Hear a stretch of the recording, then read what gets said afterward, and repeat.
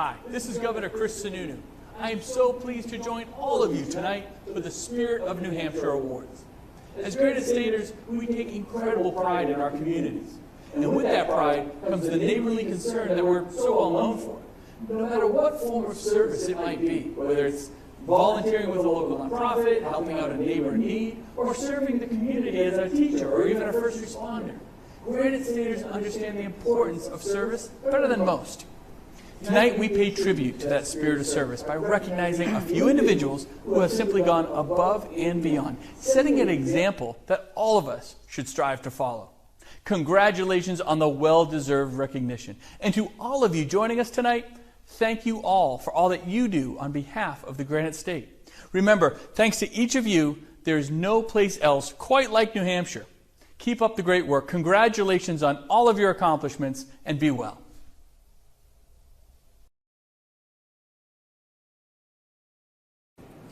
Good evening, everyone.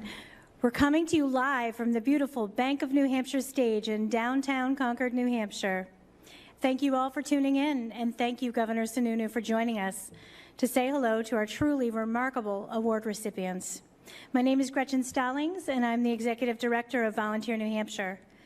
Tonight, I'm honored to kick off the 2021 Spirit of New Hampshire Awards, where we will showcase some of our state's most dedicated volunteers and volunteer initiatives. Although we're unable to host a large in-person event, I'm so excited to say that I'm joined by some of our outstanding award recipients for a viewing party. Also in the audience are representatives from the Mcgregor Memorial Emergency Services volunteers who will be participating in a live interview a little bit later on. Before we get started, I wanted to share a little bit about Volunteer New Hampshire for those of you who are just getting to know us. Volunteer New Hampshire envisions our state as a place where people volunteer together to build strong and connected communities. We bring our vision to life by engaging those communities to solve local challenges through volunteerism. Our activities include stewarding federal Americorps resources to Americorps programs and volunteer programs so that they can tackle our nation's most pressing challenges right here in New Hampshire. Providing training and resources to nonprofits and individual volunteers through Volunteer Resource Center on our website and at our annual Governor's Conference on Volunteerism. Promoting volunteer opportunities to people across the state, especially through Get Connected, our online volunteer matching database. And celebrating the volunteers and volunteer champions that work to strengthen their communities with events like this one. Now, I'd like to pass it over to Justin Cates, Vice Chair of Volunteer New Hampshire Board of Directors, to give us a sense of what the evening will look like. Thank you, Gretchen, and thank you everyone in our virtual audience for tuning in. Over the next hour and a half, we'll be highlighting award recipients across 6 categories, celebrating volunteer accomplishments across a wide range of focus areas. This will include a live interview with volunteers from Mcgregor Memorial Ems who are here to share what it is like to provide such critical health services to the community during a pandemic. Finally, we'll award the top honor, the Spirit of New Hampshire Award, and close out the night by announcing our People's Choice Award winner. As of right now, it is not too late to vote for the People's Choice Award. Voting will remain open until 7 p.m., and then we will announce the winner live here tonight. I encourage you to visit volunteernewhampshire.org, volunteernh.org, to check out the full-length awardee videos and cast your vote for the People's Choice Award this evening. Thank you also to Bridget Williams for beautifully editing these videos that you'll see. Finally, this event would not be possible without support from our greater community. I'd like to acknowledge all of our sponsors, including the Trailblazer sponsor, the New Hampshire Charitable Foundation. We are so thankful for the support that they provide. We'd also like to express our gratitude to Concord TV for generously providing their live streaming services free of charge for this special event. Concord Community TV is a nonprofit organization that produces and cablecasts public interest, cultural education, and government programs on channels 6, 17, and 22.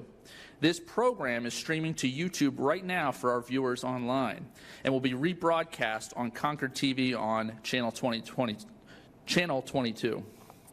Now it is my pleasure to turn it over to our MC, Nazi Naz of 105.5 JYY.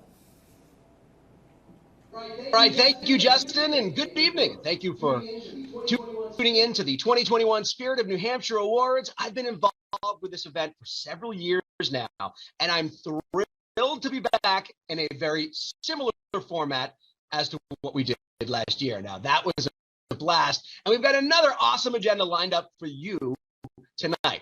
First, we're going to recognize each of this year's inspiring award recipients. The Volunteer New Hampshire team and the event planning committee have interviewed nearly all the awardees and their nominators, and all of these videos are available to view at volunteernh.org. And while you're there, don't forget to vote for the People's Choice Award before voting closes at 7 p.m.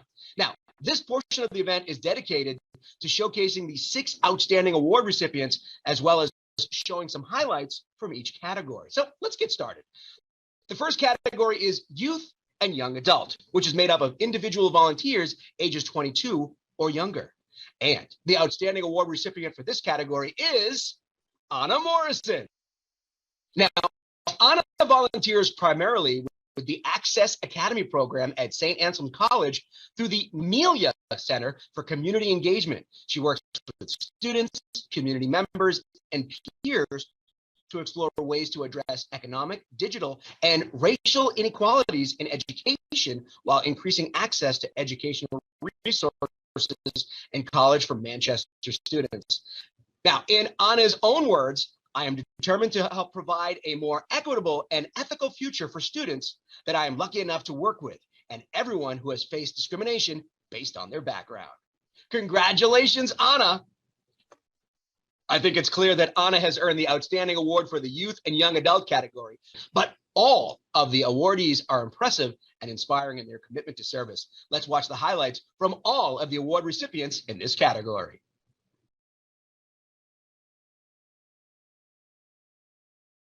We have maybe 10 or so students who have been in the program since they were freshmen, who I met then, and just seeing them grow and become these amazing, amazing adults at this point has been such an honor. And I'm so grateful to them for their mentorship and their guidance throughout these past 4 years. Anna has this very lovely, calming presence about her. And she is quiet in nature, like by nature.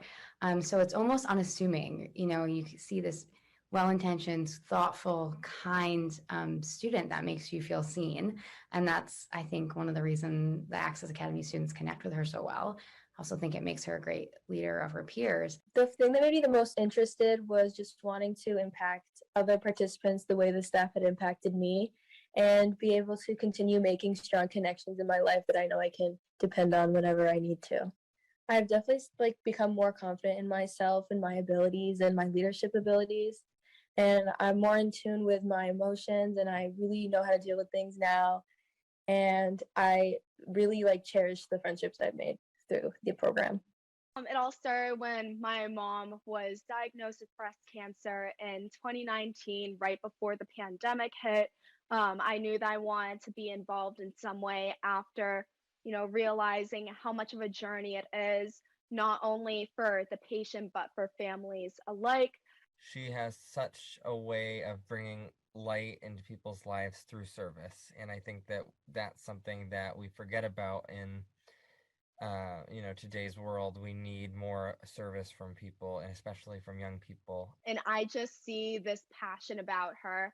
She steps up to the plate whenever, I'm not able to attend a meeting, or even when she thinks of some sort of idea. Her brain is always going a million miles a minute. So no matter if we're not together and she just randomly texts me, or from the middle of a meeting, she'll be like, stop. I just saw this idea that could benefit us as an organization. My favorite part was working on my Gold Award, which was the highest award that a Girl Scout can earn. and I focused mine on civics education for young children. I really believe that civics education should be really implemented at the earlier stages so that kids grow up with a solid civic knowledge so that they can go out and be educated voters, educated citizens that are ready to help their communities. So I did a lot of work with my community. I advocated for a school renovation in my town, and I kind of learned about the process of advocating for something like that. And then the more I went to meetings and the more I got involved, the more I just fell in love with the organization and what we do and the people that are involved with it. It's some personal information that students are offering up to trust the Student Support Foundation with, and seeing Alyssa carry that responsibility very well, and using the knowledge that she has gained along with the entire Student Support Foundation board in advocating for basic needs for students. Like, that has been amazing. And as I'm leaving, the person that I was working with hands me a couple of boxes of food and says, "Hey, there was extras, take it, go ahead." And as I went to pull out of the parking lot, there was a couple that drove up and they were like, "Is there still food?" And I told them, I was like, "No, like, we stopped serving about 30 minutes ago, but I can give you what I have here because I'm probably not going to have it, And they both started to cry. And it was just like that little thing. Like, I was just like, "Yeah, no, here, I'm not going to have this, take it." And it was just like, that's what I do it for. That's why I go out of my way to do these things. Next up, the adult category, which includes individual volunteers ages 23 to 64. And the outstanding award recipient for this category is Michelle Burke. Michelle began as a front desk volunteer for Haven in 2017 and has since transitioned into a volunteer advocate role, providing crisis intervention and confidential emotional support to survivors of abuse. In the words of her supervisor, Michelle is a true example of compassion and kindness. She greets each client with an open heart and mind, offering support to everyone she has contact with. Michelle has contributed 247 direct support hours working with clients at Haven, and did not stop during the especially uncertain early days of the pandemic, a time when many people were not safer at home. She supported 77 clients in the past year, whether it's fielding calls on Haven's confidential support line, meeting survivors at hospitals, or assisting clients in court. Michelle takes on any role where she's needed, and she does it with care and a non-judgmental attitude. Thank you for the important work you do, Michelle, and congratulations on your well-deserved award. Let's see the highlights from Michelle and the other adult award recipients' interviews.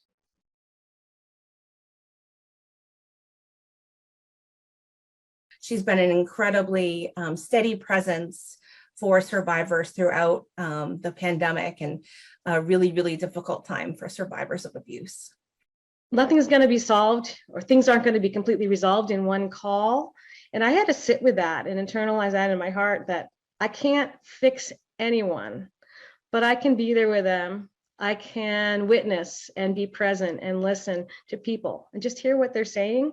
And that's enough sometimes. I feel very rewarded and very grateful for being allowed to work with and collaborate with a Black arts and culture organization as a white man. I think this signals a deep trustworthiness that can build up through mutual collaboration and putting in the sweat, blood, and tears, metaphorically, to promote, recognize, and celebrate the arts, culture, and heritage of a community that makes up our history collectively in New Hampshire. And we would shop, I'm telling you, at the beginning of the pandemic, 10 or more hours a day delivering food to the Bedford community.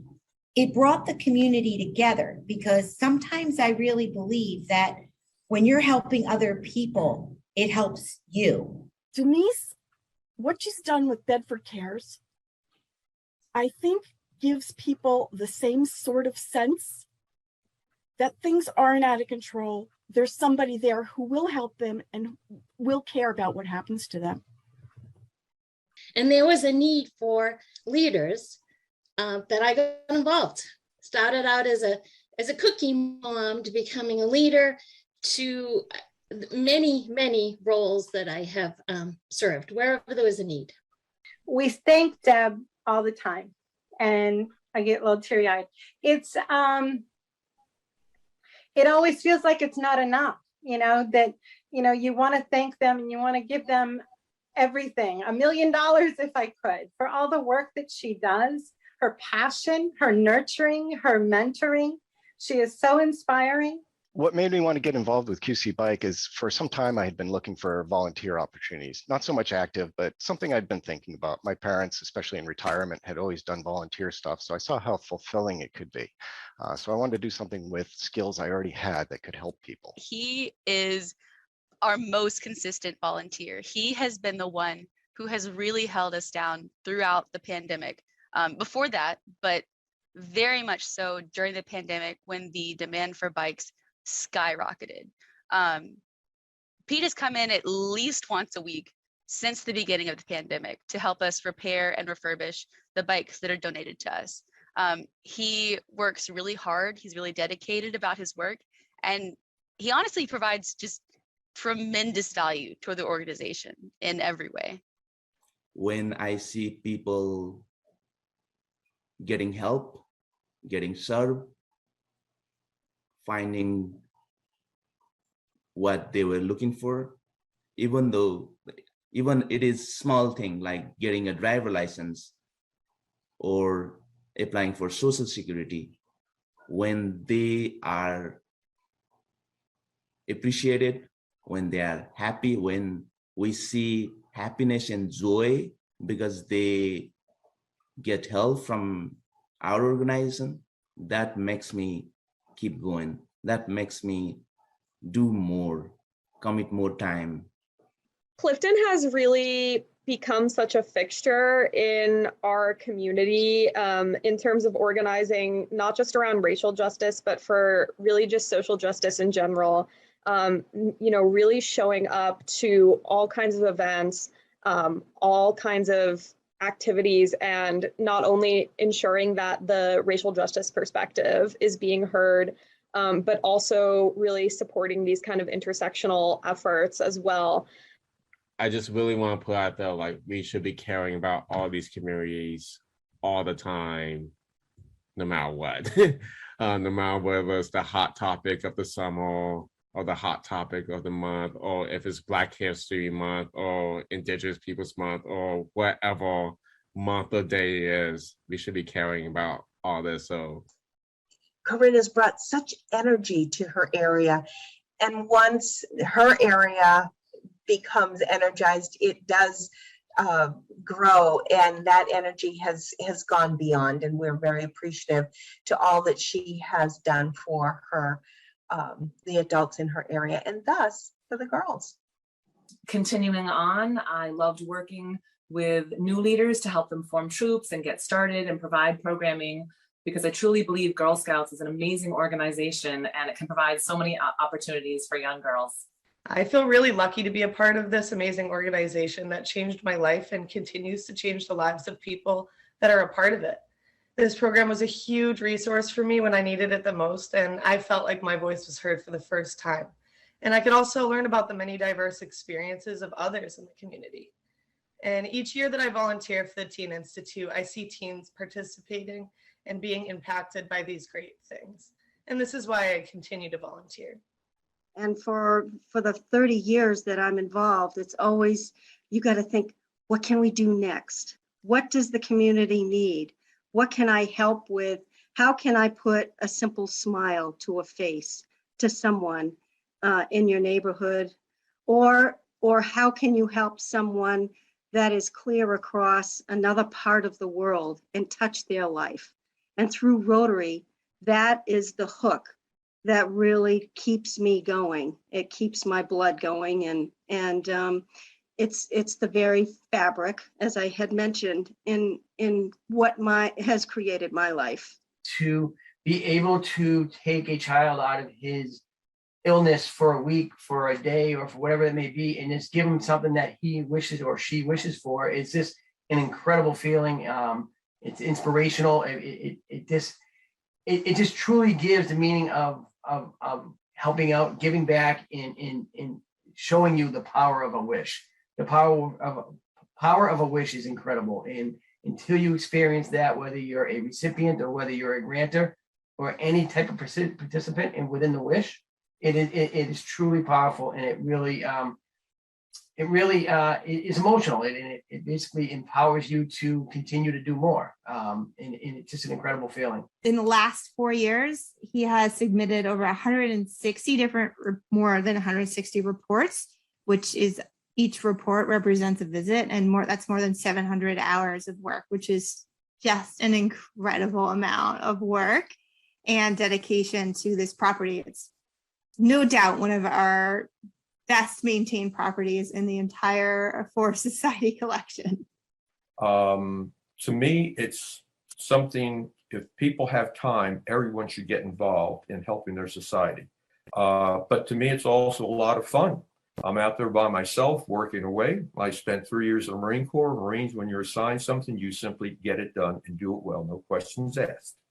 I guess I like to tell people about the music hall, and it's always amazing that people don't even know that we exist right up the street, up Chestnut Street. I like to stand at the bottom of Chestnut Street under where the new arch is and let people know that we do exist. Volunteers like her absolutely make our business run, and it's so fulfilling to see someone who's so inspired and involved in the community and the arts. The next category is the senior category, which is made up of individual volunteers ages 65 or older. The outstanding award recipient for this category is Doug Rebedew. Now, Doug has been a volunteer meal delivery driver for Meals on Wheels of Hillsborough County in the Milford, New Hampshire area for over 22 years. After retiring from doing grounds work for the Milford school system, he said that he would give it a year. And after all this time, he is still selflessly serving participants. In addition to delivering nutritious food, Doug provides resource information, a friendly visit, and a wellness check, which includes noting any concerns or changes to report to his supervisor.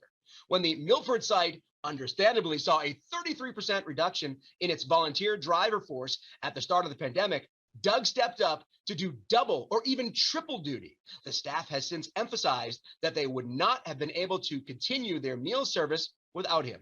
He is a true team player, eagerly rising to any occasion. Congratulations, Doug, and thank you for your many years of volunteer service. Now it's time for us to show the highlights from all of the award recipients in the senior category.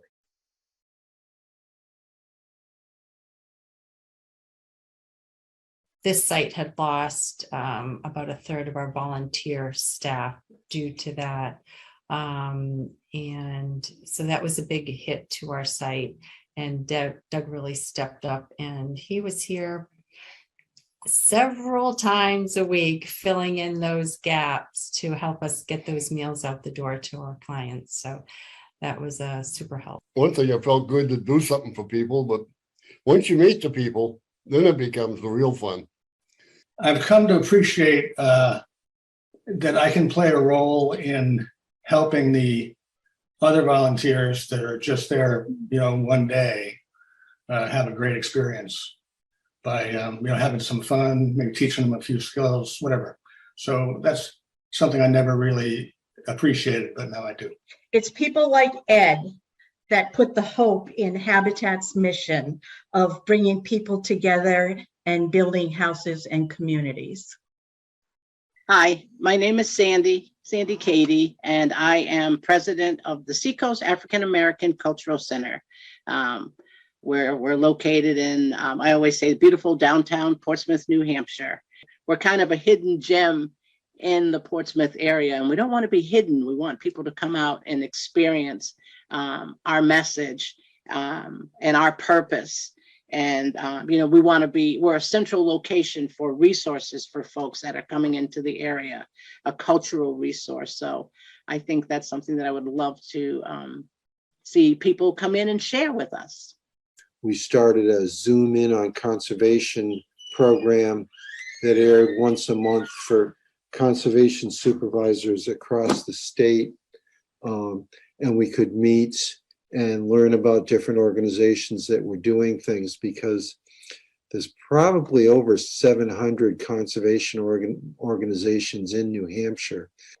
His service is really one which, if it were in the professional, in the not as a volunteer, but as a job, he would be making a salary and have earned benefits from here to kingdom come, because of the way that it exceeds the number of hours a person would work a full-time paid job. He's collaborative and down to earth, and works in a way that bolsters others so that they can succeed in being leaders in their rocks and in their communities in general. So I'm very passionate about affording an opportunity to every community that wants to become owners to have that ability to do that. And serving on these two boards helps me to be involved and lend my support. Well, it just allows you, in a sense, I suppose, to pay back society, just do things. You know, this organization is an excellent organization. I mean, they have a great reputation. They do so much good, and it's expanded just in the time I've been with them. They've expanded a great deal. So it's the ability to, excuse me, to help people who are helping others. And we can actually disprove the old algorithm, old saying that there's no such thing as a free lunch. We do provide free service, and there's absolutely no charge. We do mentoring, we do education, and there is absolutely no charge associated with it. So although I may have started volunteering on a self-serving perspective, I got to tell you right now, it's more of the feedback and the results that I get from helping the people and seeing that what they get out of it. And I know he's one of our top mentors in our chapter, and feedback that we get from our clients, so the people that we mentor, about Dick, has just been truly amazing. Well, she's really stepped up during COVID-19, because she will come in if I'm short help. She will come in on a moment's notice, because she lives within walking distance, and she's a good buddy of mine, and if she can, she'll come in. And she's very, very much impacted by how important this work is. And she says, you know, sometimes people don't appear like they need help, but people are very gracious, very thankful. And she says it's very rewarding and humbling for her to be involved in this work. Well, I was looking for a more social activity when I retired, and I retired actually in 2004. And it didn't take me long to realize that I needed to stay active and do things. And I enjoy people, and I especially enjoy seniors. And then when I got to be I didn't consider myself a senior even when I was 65. When I retired around that age. It's opened me up to a whole new world of compassion, understanding, human connection, just total human connection, something that's so missing nowadays. And just listening, learning how to listen, learning how not to set expectations, just listen and connect with these people. And if they show a sign of relief, then it's worked. And I can only hope I get that opportunity when I'm there. For 10 years, I wrote a note every day to my mother. And at her death, I found she had saved every single one of those notes that I had sent her. And when I would call her every day, she would comment upon the picture or what it was. So I had a lot of half full boxes of nice notes. And so after I did the first 50, I sat down at my desk the next week and I did another 50. And I continued to do that for many, many months. I had 1,000, I quit counting, but I continued to do it. And as I would write, I would think of my mother, but I would also wonder where the note was going. And I hoped it would arrive at the right time for the right person and maybe bring a smile. And I've found in my life that very often you don't know when you have had a positive impact. Sometimes you never know, or maybe it's many years later. So I hope one note at least got to the right person at the right moment. I just enjoyed them very much, especially the first one I had. It was a lovely lady, and she was a very young, 93 years old. A positive attitude. Yes, her body was like an old car. Everything was falling apart, needed to be repaired and replaced and all. But her frame of mind, to this day, when I feel that I'm complaining about something or a bad mood, or her face pops into my head and I see that lovely smile, and you just keep going. I've been a volunteer at Canterbury Shaker Village off and on since 2005. So that's been over 15 years. Because of her expertise and her background, she also has a lot of initiative and can jump in and is sometimes ahead of all of us. So Kathleen is really the epitome of a great volunteer. For many years, I was a leader, a trainer, a camp counselor, and directly working with the girls as they learned skills, became more confident, and responded to the needs of their communities. After I became a CPA and ran a business, I discovered a new way to volunteer and share my skills and experience with the Girl Scouts. I now serve on the board of directors and on the finance and audit committees. It's a behind the scenes support of the organization, but an essential one to supporting the girls and their troops and their activities. I really enjoy volunteering. I used to work for homemakers at one time, and I used to have people who volunteered there to help me with booklets and all that stuff. And I really wanted to be a volunteer because I wanted to make other people's life easier, because there's so much piled on each individual that they can't get accomplished, and they get discouraged if their day is not getting things done. And being a volunteer, I can help them accomplish what they can't do all the time. It was quite by accident. Of course, I want to give back. Everybody at a certain age wants to give back because they feel so grateful. I do love animals. I've never patted a bunny. That's one thing I really wanted to do. I joined first with the hopes that my granddaughter would follow me, because she needed college credits in volunteering. So I joined first. She went off and got a job, a paying job, and then I stayed with the league. And I got to pat a lot of bunnies and some guinea pigs and a mink. You just never know what you're going to find when you get in there. Jerry is one of the few people who really stepped up to support QC Bike in the midst of the pandemic. We found ourselves with a pretty low number of available volunteers and a really high demand for bikes. So having his support, consistent support every single week, was really, really meaningful for our organization and for our city.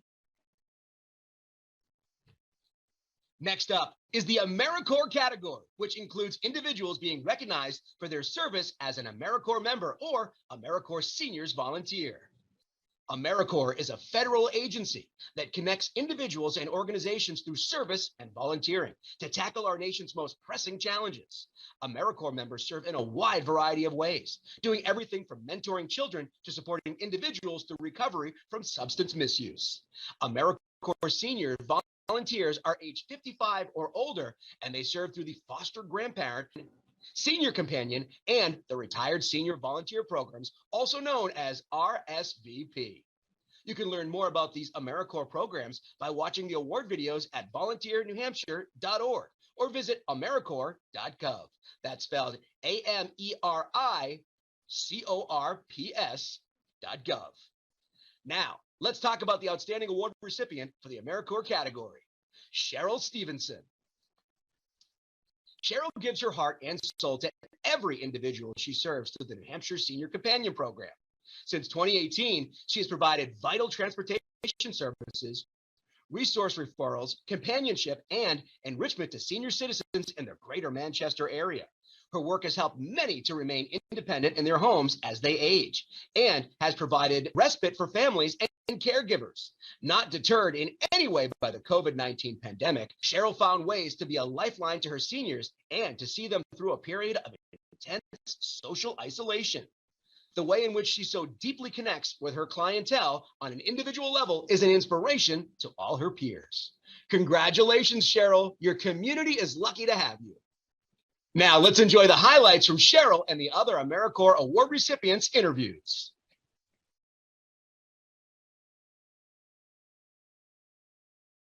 She is genuinely invested in the lives of the people she visits. She doesn't do this type of work for the stipend. She does it to see the smiles on their faces. She feels their struggles. She feels their successes. She is just a joy to work with, and I know her visitees appreciate every moment they have with her. I know it has made me more aware of the impact of loneliness on seniors. When I started volunteering, I never knew what the impact my visitees would make in my life. I just wanted to make a difference in theirs. They are all such a joy in my life. I decided to get involved with NHTI Concord's Community College because when the COVID-19 pandemic hit, I was actually studying abroad. And upon my sudden return to the US, I became increasingly aware of just inequities within higher education in the US as a whole, especially in terms of access.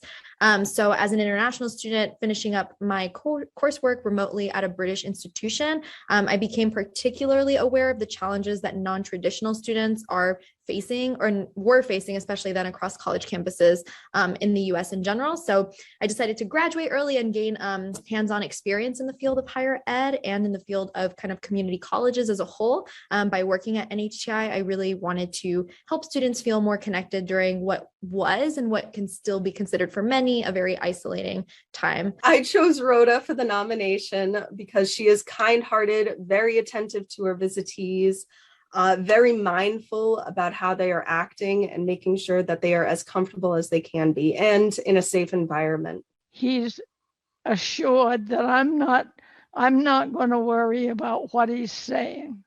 And it is something, and his sister sent me a thank you card recently, and she said, "You've made such a difference in his life." And that's truly why I do it, because I feel as though I am making a difference. And being able to have that community has been really powerful for me. Building relationships, but just like being able to be friends and coworkers and basically roommates with this whole group of people, and like the whole dynamic of building relationships with all these different people while serving has been really awesome. I just say that one final statement is that Chris is sort of the embodiment of what Americorps service is, just being eager to take every opportunity to learn and every, I wouldn't say failure, but every bump in the road as another learning opportunity as well. The group category is next. This category recognizes groups of 2 or more individuals who volunteer together with the same organization. The outstanding award recipient for this category goes to the Friends of Anya Volunteer Facilitators. At Friends of Anya, volunteers offer support and care for children who are grieving the death of a loved one. Working with young people ages 4 to 18 years old, the volunteers utilize compassion and empathy to help them feel seen and heard during this very difficult time. Throughout the pandemic, the volunteer facilitators offered virtual and in-person options for meetings, finding a silver lining in that Zoom allowed to reach participants beyond the immediate Manchester area that had previously been serving. The Friends of Anya volunteer facilitators are skilled in what they do, engaging children in discussions about grief, leading activities designed to foster communication and conversation, helping children develop coping skills, and creating an environment where no child feels as if they grieve alone. Congratulations to the Friends of Anya volunteer facilitators. We are so fortunate to have you providing this critical service. Now let's watch the highlight from all of the award recipients in the group category.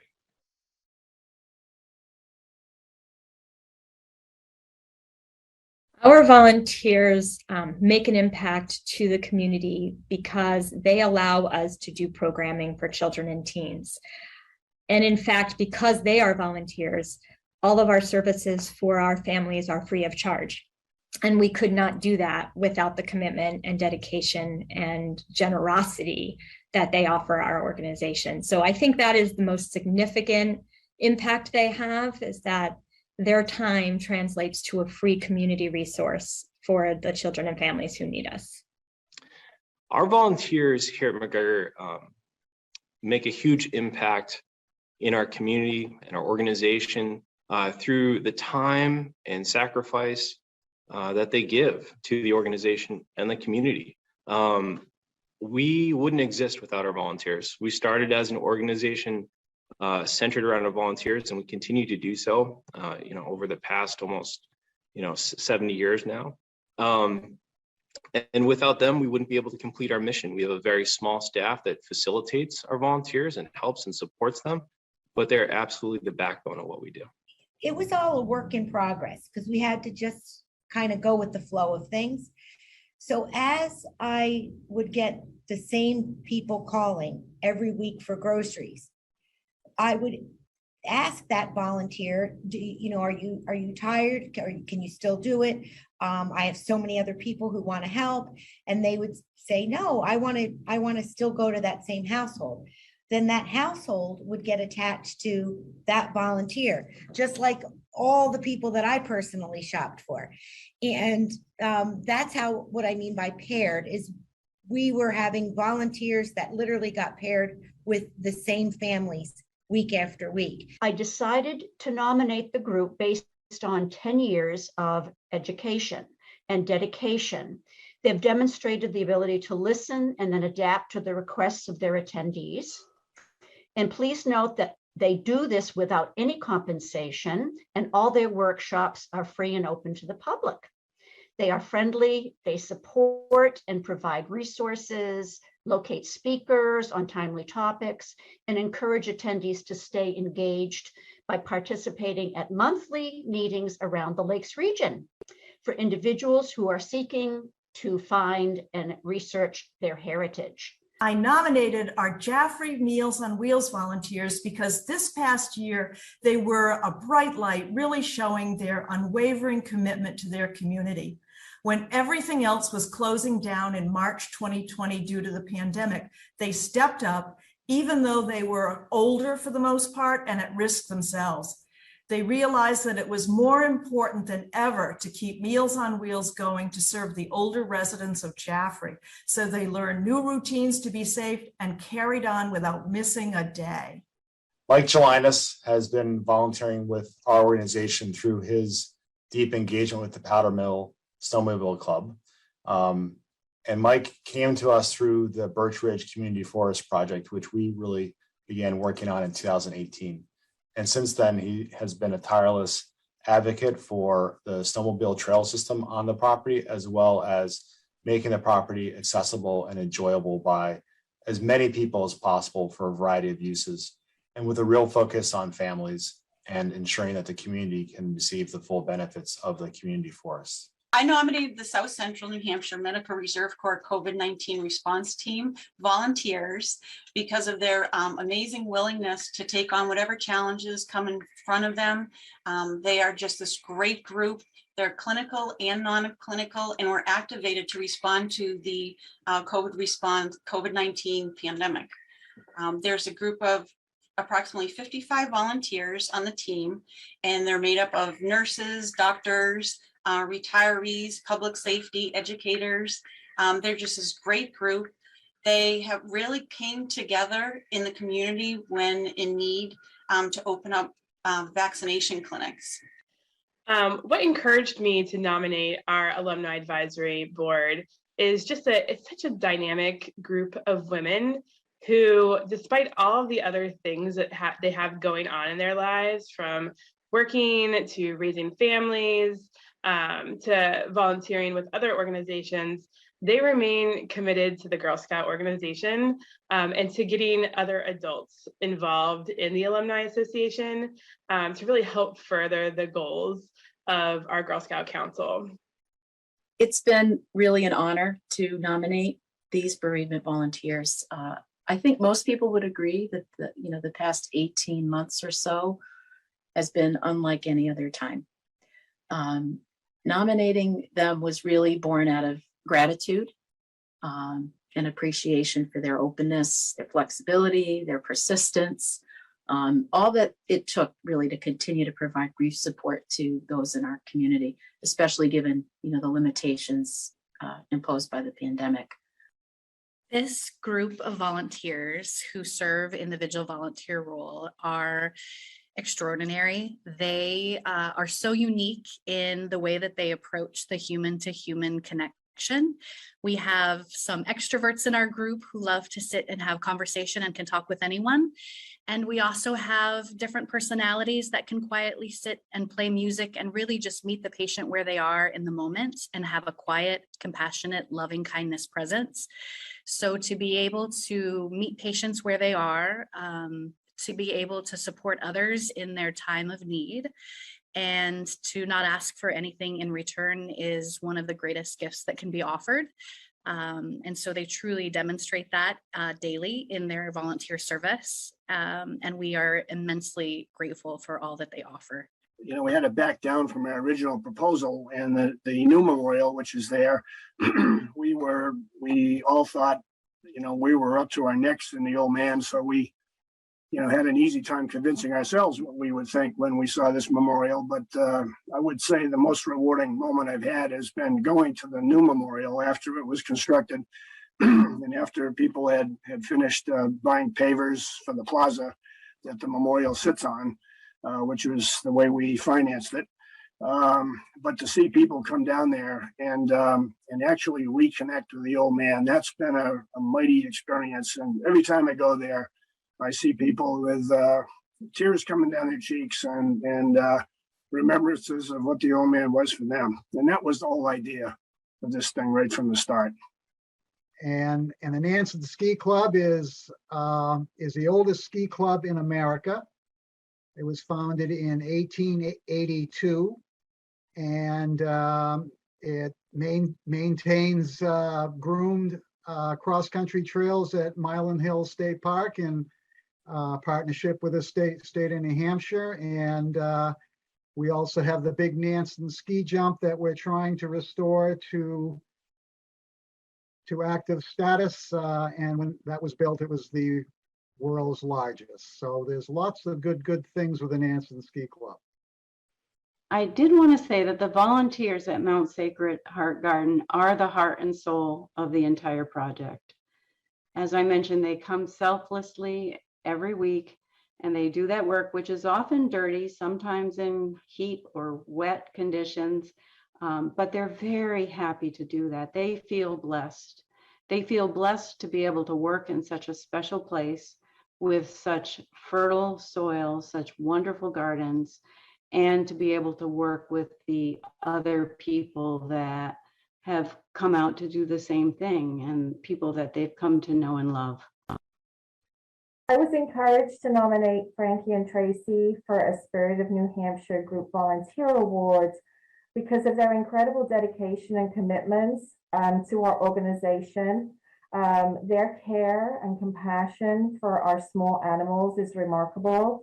They help us on 2 days a week with our small animals, but it's way more than that.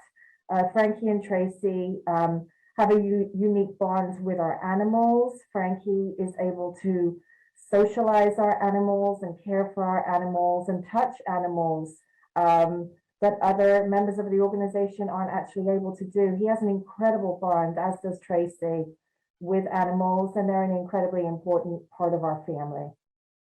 We have arrived at the last award category, the Volunteer Champions. This category recognizes nonprofit and public service organizations and businesses for their volunteer initiatives. Our final outstanding award recipient of the night is the Bartlett Athletic and Recreation Association. BARA, now an officially registered nonprofit organization, was originally formed by community members in 1978 for the purpose of creating organized sports and programs for our youth outside of the school hours and to organize a summer program. Since then, BARA, or BARA, and its dedicated employee and volunteers have played a major role in making Bartlett a place where children, families, and adults can participate in fun activities year-round. Volunteers help run yearly events, raise money for the scholarship fund, and support the town's youth in their sporting endeavors. Congratulations to the Bartlett Athletic and Recreation Association.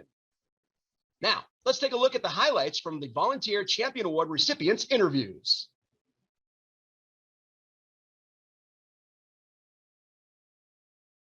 The Bartlett Rec Department, as I said, started off as just an organization that oversaw some of the middle school sports teams. Net joined the program, more than a decade ago. Shh, don't tell her I said that. But she just brought this amazing energy with her, and it has grown from that into programs for adults. We have this amazing new complex for the entire community to bike and walk, and there's a community garden, and just the sky's the limit on where it has gone and where it continues to go. And that is, for a little town like Bartlett, that is just an amazing, amazing thing. I just want to say thanks again to my volunteers and Lisa and the town of Bartlett and the residents and just the kids. I have the best job in the world. Our volunteers have really done a lot with us and for us, especially with the consideration of all of the adaptations we've had to make with COVID. It was just so much help and generosity coming from people who really care about the mission that the Black Heritage Trail is embarking on. And it just really it showed me how well people respond, not just to the events that we put on, but to the education and the things that we're trying to tell people and trying to teach people as well. And we also got a whole bunch of new volunteers from those events as well. So that's always a plus. The feeling of it's more like a family, which amazes me, even though a lot of the volunteers are there only for a couple of years. They may be there the full 4 years. And a lot of them have been coming for many years. And I get to know these people. I see them out and around town, and the way that everything operates. Well, we've had gatherings together. We've had socials together. It does seem more like a family, not just a riding group. We've got a special treat tonight. Tonight, we're actually going to be having a live interview with the Mcgregor Memorial EMS volunteers. So Nazi will be joining them via Zoom right here at the Bank of New Hampshire Pavilion.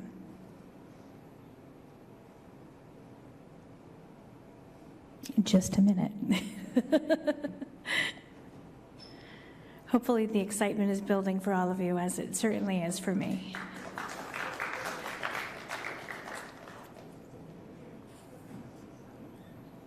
We got a thumbs up. I'm getting a thumbs up. Hey there. Hey, I am honored to introduce Helen, Brendan, and Stephen. These guys all volunteer for Mcgregor Memorial EMS, providing emergency 911 ambulance service to the Granite State in the Seacoast. And of course, collectively, these volunteers give over 35,000 hours of scheduled volunteer time annually, not including training. And of course, that number has increased since the pandemic began, guys, almost 2 years ago now. Can you believe it? We've been dealing with this for almost 2 years. First, I want to thank you guys for being here tonight. Let's start with Helen. Tell us a little bit about what it's like to be a Mcgregor Memorial EMS volunteer and who the team is made up of. Yeah, so the team is made up of all volunteers. We do have staff that oversees us, but we're all students and we're all young. You know, we're 20 years old, 21, trying to get our foot in the door for some other profession. We have EMTs that have gone on to be paramedics. We have people that started out in our doors and are now working in emergency rooms as doctors. Wow. And that's incredible, you know, just having that foundation of EMS. But a little bit about Mcgregor and why I enjoy it, to answer your question, is we do more than medicine here at Mcgregor. You know, we advocate for patients, we talk to them, we comfort them. We're gonna do a lot more than just the medicine that you might get if another service showed up. So if you call 911 and a Mcgregor ambulance shows up, you're getting high quality medicine, but also a person that's going to care for you and advocate for you. So it's a very strong feeling for me to work for this organization. Yeah, and I see the fellows over there, Brendan and Stephen, nodding their heads. Did you guys want to add anything to what Helen just said? Go ahead, Stephen. I'd just like to say, like, I don't know, we produce really good EMTs out of Mcgregor. We take a lot of people straight out of EMT class, and they have like a standard we set is very high. So we have very good EMTs here. Anything there? Yeah, I mean, most of our, like Helen said, most of our volunteers are, you know, straight out of their emergency certification. So, you know, when we tell people, oh yeah, we're college kids, they're like, oh, you let college kids run ambulances? And we're like, absolutely, we absolutely do. And, you know, we still provide that high quality care. Well, you know, and we were just joking about this when the four of us went live, and we were talking about keggers, and you guys, you know, that's not you. You could be doing that. You could be doing like the party atmosphere, but what you guys are doing is so much more serious and so much more respectable. So my question: what inspired you guys to get involved with the Mcgregor Memorial EMS team? Yeah, I'll go. So one of the first things for me was I want to be a dentist, I think, but I wanted to get in the medical field a little bit, just get my foot in the door and just try to get an experience that would really show me the medical field a little bit. And one of the biggest things with that is with EMS, you see everything. Like you're going in patients' homes, and you're really seeing how they're living and what they're going through day to day. So that's one of the biggest things for me is I just wanted to help people, and that was huge. And Mcgregor really does that and allows you to do that with other volunteers. And one of the biggest things is volunteers want to be there. So you're with everyone there who also wants to help people. So it's a great environment, a great place to be. You're surrounded by like-minded people. Go ahead, Helen. I see you nodding your head to that as well. Yeah, kind of building off what Stephen said, like we are trusted into people's homes. And who else is going to let a 21-year-old, 22-year-old into their house and give them care? Not many people. But having that ability to be trusted and gain that care is amazing. One story that comes to mind, it was like really late at night and we were called to this house. She was very sick, but the first thing that she said when I walked in was, pardon the mess, I was going to clean up today. And I was like, that's okay, honey, that's okay. We're not here to clean up. Yeah, we're not here to judge. Yeah, and just her saying that, like, hey, I feel like your family, you know, pardon the mess, excuse the clutter, was something that I'll remember. Just being welcomed like that, and not with fear or anything else like that, but just with a casual remark of, don't mind the clutter. Yeah, not being judged. Who's this kid walking in my house right now? You're being accepted and you were being brought in, and they almost felt a little humble because, you know, they were embarrassed because of the mess. I mean, what a great memory. That really is special. What about you, Brendan? Yeah, so kind of similar to Stephen's story. I plan on going to med school after I graduate college, so kind of got into med school. They want to see volunteer and patient care hours, so Mcgregor being the perfect organization for that. But you know, I really stuck with it because, you know, I've made a good amount of friends with Mcgregor. I wasn't really expecting it. You know, I was just thinking, you know, I'm going to put in my 48 hours a month, and that's it. But you know, I've really been fortunate enough to really sink my roots into, you know, the Durham and Manbury communities. You know, so much so that I'm probably going to end up staying in the area until. Oh, that's nice. Going to medical school. So. It is a gorgeous part of the state too. It really is. I mean, it's right there on the water, and it's close enough to the water, I should say. But it still has that old hometown roots feel to it. You know what I mean? Which I really love. Did any of you guys have any fears or hesitation as you were volunteering during an unprecedented pandemic? Any reservations to say, what am I doing here? One of the biggest things for me when COVID hit was, like my parents are older, I'd say, and one of the biggest worries there is like, are you going to get COVID and give it to your parents? Is one of the biggest things. We're working with people, but McGregor had a bunch of great policies. We have some of the best equipment that will bring us through it. And we made it so far. Haven't got it yet. So. Knock on wood. Knock on wood. Go ahead, Brendan. What was your response? Yeah, so me personally, I'm actually a type 1 diabetic. So COVID, affects diabetics a little bit more strongly than it does, the more healthy people. Of course, so of course. At that point, I was like, oh, maybe I shouldn't be doing this or shouldn't wait. But, McGregor's been great in supporting us and providing us all the protection that we need to run into and all without, fearing these actions. That's really cool. And Helen? Yeah, my biggest thing is the fear amongst the community. At first there was a stigma. Nobody wanted to call 911. Nobody wanted to utilize a hospital because they were so scared. Yeah. And fear is unpredictable. You never know how somebody's going to act when it's their worst day, presumably. Right. You never know how somebody's going to act, but I've been able to conquer those situations and, like I said, comfort and talk to them and just make it maybe not so much their worst day, but fear within the community is definitely my biggest fear. Yeah, just think about the hands-on first-person experience that you guys are getting. I mean, if you can volunteer and make it work during a pandemic, I mean, sky's the limit. There's nothing you can't do. You know what I mean? And it sounds like you guys are crushing it, which is just amazing. What do you think has been the most meaningful or rewarding part about your experience the past year and a half?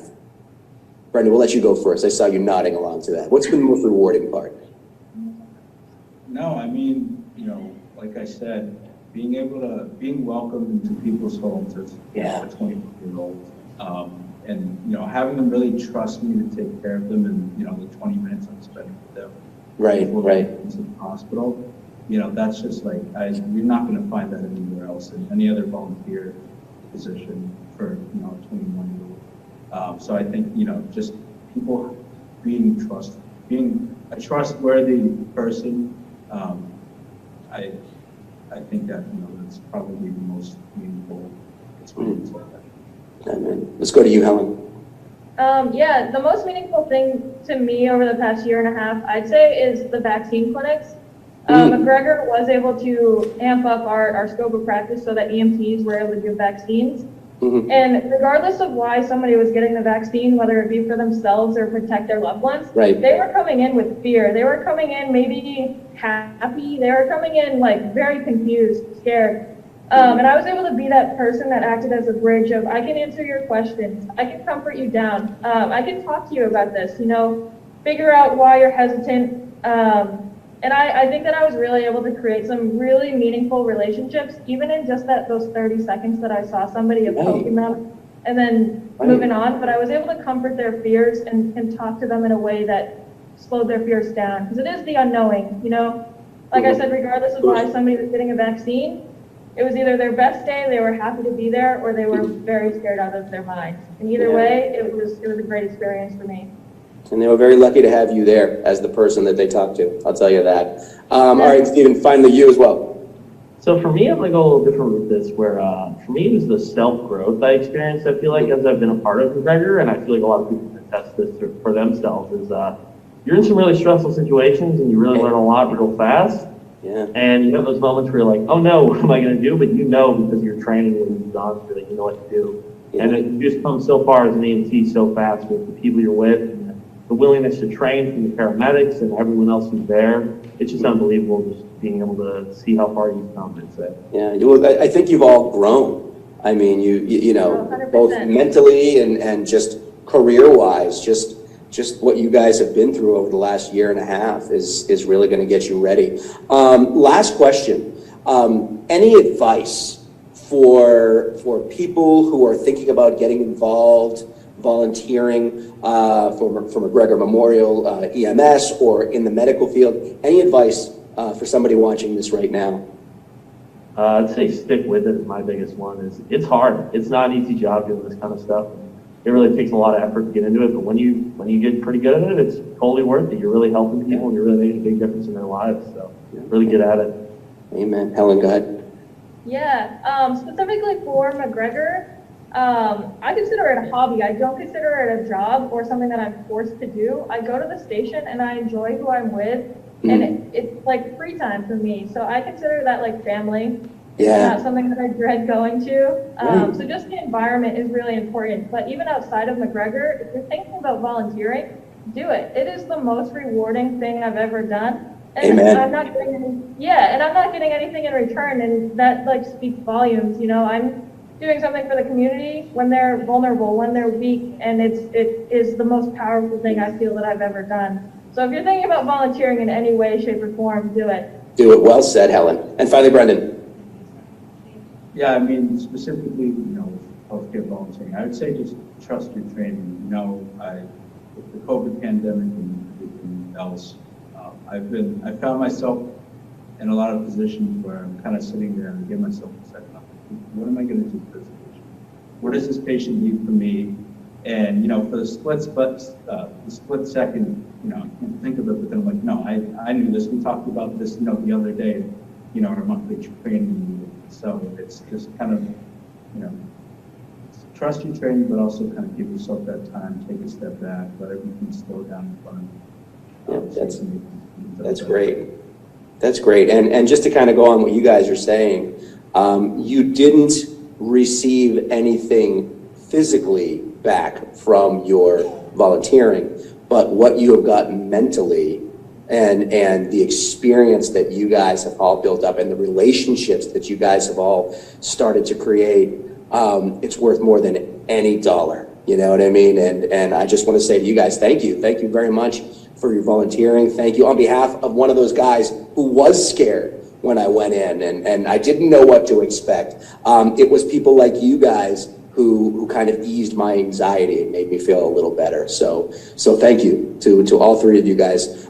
Continue to do what you're doing. You guys have bright futures, and we are honored to have you guys here today. So listen, we've got a special message for you and all of the other volunteers who've made a difference during the pandemic. So I'm gonna have you guys head back into the theater right now. Would you guys mind taking a little walk? Is that cool?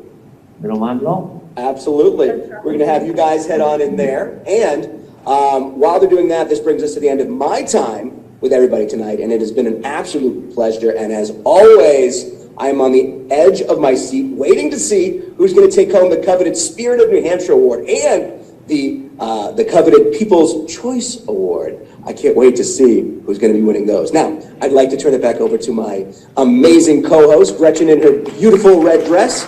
Gretchen, take it away. Thank you, Nazi. Thanks so much for helping to MC another wonderful Spirit of New Hampshire Awards event. As they're making their way back into the theater, I want to take a moment to thank all of the dedicated volunteers and volunteer programs who are utilizing volunteerism as a tool to strengthen our communities. The COVID-19 pandemic has changed the way that we operate in our daily lives. And for many of us, I suspect that it's changed the way we view things. In the past year and a half, I'm truly inspired by the number of people who've stepped up to make sure that our neighbors are safe and that they have access to basic needs such as nutritious meals, companionship, and that when something goes wrong, there are people like Mcgregor Memorial EMS volunteers to provide medical care. Thank you for the critical service that you provide.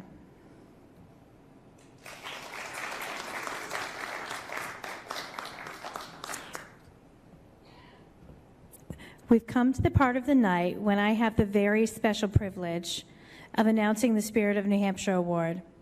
This top award honors one individual or group which, in the opinion of the nomination review panel, exemplifies the spirit of service in New Hampshire. The name of this recipient is kept secret until event night.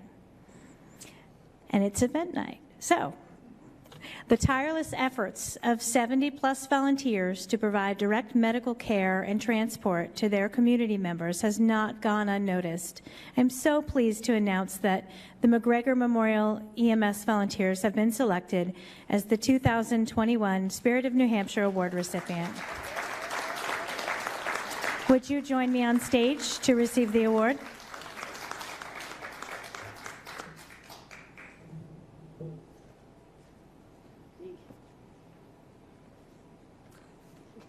Oh my.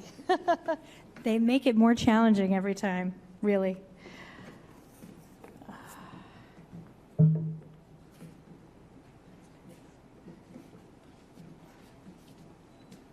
Justin, would you join me? Sure. Someone like to hold that? Emily's going to take a shot for us.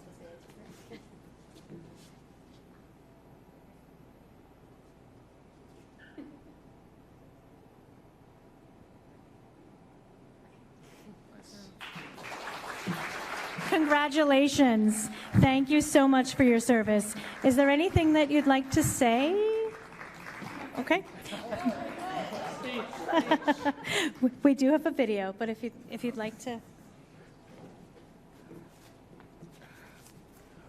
Well, so I'm not one of the Mcgregor volunteers. I'm actually the executive director, but I have to say that a big thank you to the committee. I started out as a volunteer at Mcgregor, and it made a huge impact on my life so much that I stuck around. It has been my most important desire that these guys and the work that they've done over the past year be recognized, because they really stepped up an incredible amount during times when a lot of folks were afraid to leave their homes, right? These folks were regularly going into the back of a pretty small space with COVID positive patients, right? And they provide an exemplary service.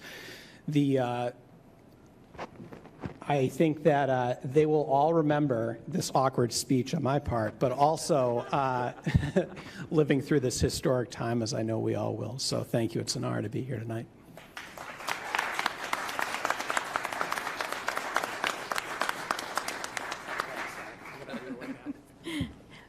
You may have your seats. Now we're going to go ahead. Our volunteers here at Mcgregor make a huge impact in our community and our organization through the time and sacrifice that they give to the organization and the community.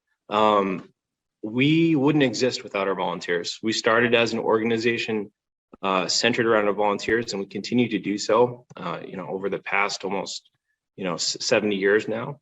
And without them, we wouldn't be able to complete our mission. We have a very small staff that facilitates our volunteers and helps and supports them, but they're absolutely the backbone of what we do.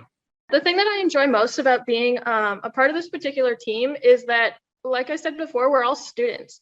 So we all go in, we're all volunteers. The environment is so great. We come in, we're looking to engage further. How can I further my skills? How can I re-practice or relearn some things? So we're always looking to do some training. We're always looking to do everything to advance ourselves. So when COVID first started in the beginning of 2020, I signed up for an EMT class that started right after it had started. So I, kind of went through the class as normal, but I had to do some observation time for that class. So I did it at Mcgregor, and seeing how excited people were to volunteer and spend their time there kind of made me decide, maybe this is something I want to do with my time. The people who volunteer at Mcgregor are a special breed. Sometimes we get people who come in for various motives, but at the end of the day, they all come here to serve the public and give of themselves. They get a lot in return from what they do. It's a very rewarding career or volunteer activity, but they meet people at their moment of need. When they have run out of their own resources, when no one else can help them, whether it's family or friends, our people come in through the door. And many of these people have very little experience, or they've just gone through our training program, or they're brand new EMTs. They're 19 to 21 years old for the majority of our volunteers. And they just give of themselves, and they meet these people at their time of need. And it's one of the most rewarding and also challenging things, especially that people so young encounter. And they're just a very special group. Thank you so much for all the difficult work that you do, for staying committed throughout the additional challenges presented by the COVID-19 pandemic. On behalf of everyone involved in this event, we're proud to recognize this group of dedicated individuals. Thank you so much again, and congratulations.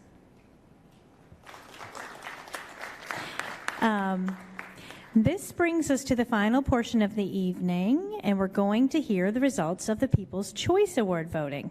I'm going to turn the mic back over to Justin Cates to make the announcement. Thank you, Gretchen, and thank you for your service, Mcgregor Memorial EMS volunteers. As somebody who was a volunteer firefighter and EMT while I was in college, I know exactly what you guys go through, and really appreciate your service. Year after year, it is always clear to see that the Spirit of New Hampshire Award recipient is deserving of the recognition, and that certainly remains the case this year.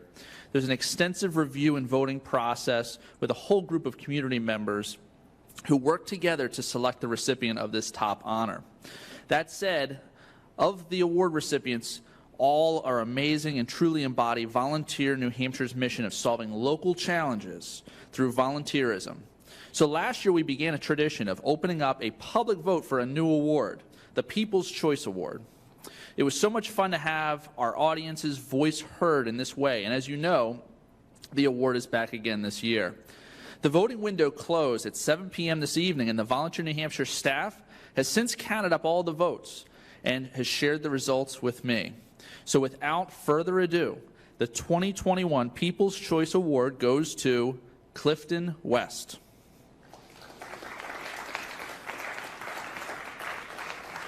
Congratulations. I hope that you're tuning in to hear the exciting news. The Volunteer New Hampshire team will be in touch with you soon so that they can get your award to you. Let's take a look at Clifton's award video to get a sense of why he was selected by popular vote.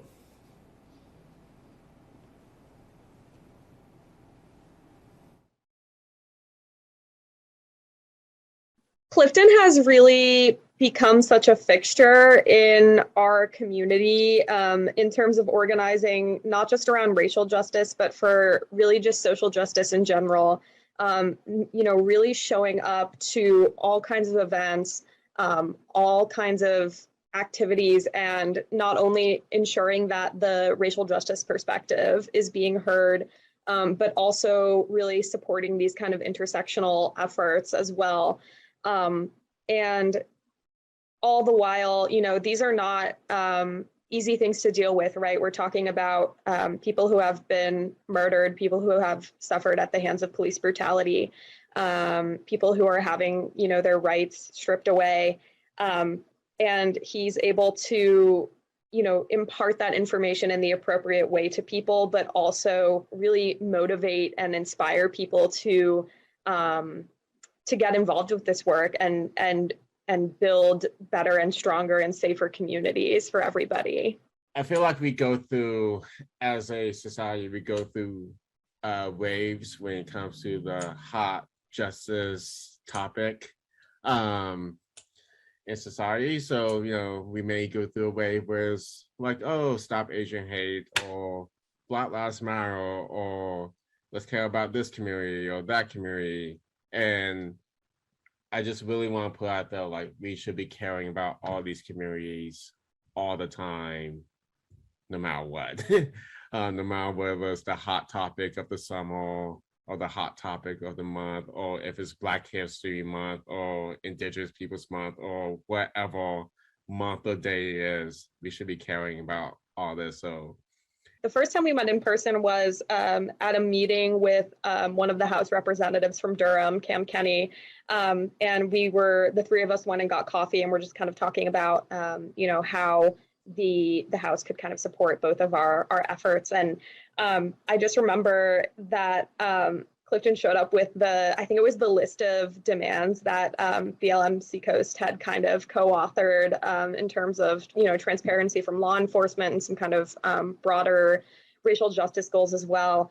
And he just really showed up and laid down the line, but did it in the most warm and just how could you not want to be on board with anything that this guy is doing type of way. And that just really struck me. And I've noticed that time and time again, like every time we work together. He is just like simultaneously such a ray of sunshine and also like so deeply committed to this work and so good at advancing the causes that he cares about and that really benefit our communities. I grew up seeing my father helping. Congratulations again to our People's Choice recipient, Clifton West, our Spirit of New Hampshire Award recipient, the Mcgregor Memorial EMS volunteers, and all of the award recipients this evening.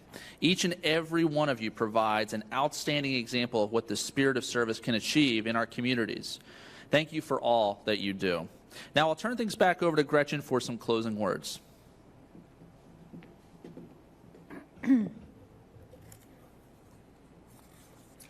On behalf of Volunteer New Hampshire and everyone involved in the event, I'd like to offer my sincerest thanks and congratulations to all of the award recipients, including our Spirit of New Hampshire Award recipient, the Mcgregor Memorial EMS volunteer, and the People's Choice Award recipient, Clifton West. We hope that you all got your friends and family involved with this new award and had fun in the voting process. Before we conclude, I'd like to recognize the volunteers who helped make tonight possible. Thank you to our event chairs, Renee Peralt and Aaron Dupuy, as well as the rest of the Spirit of New Hampshire Awards Planning Committee. And a huge thank you to our nomination reviewers who put in so many hours to create an exciting and meaningful event. Thank you also to the Volunteer New Hampshire Board of Directors for supporting us tonight and for stewarding volunteer service in New Hampshire every day. Thank you again to Bridget Williams for the fantastic video editing services and to Concord TV for providing live streaming services to Volunteer New Hampshire free of cost. If you're local, this event will be rebroadcast on Channel 22. Otherwise, it'll be available to view on YouTube and at volunteernh.org.